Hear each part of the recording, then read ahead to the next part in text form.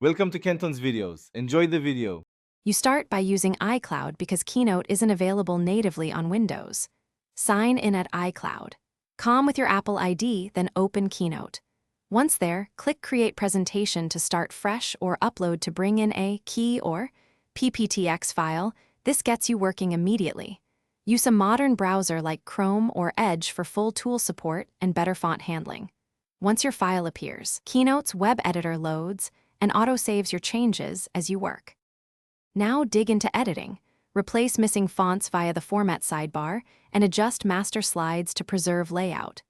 Importing a PowerPoint file works, but once imported, make sure to review each slide for shifted elements and transition differences so nothing breaks.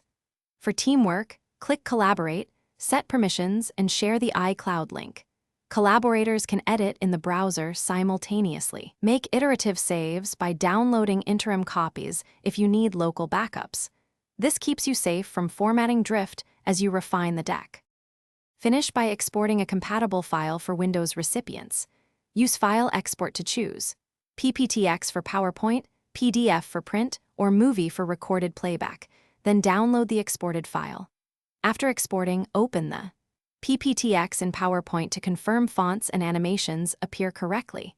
If something goes wrong uploading or editing, first try an incognito window and clear browser cache, disable extensions, or convert the presentation to PPTX locally and rootload. That resolves most web app upload and render. Thanks for watching. Consider subscribing if we helped you.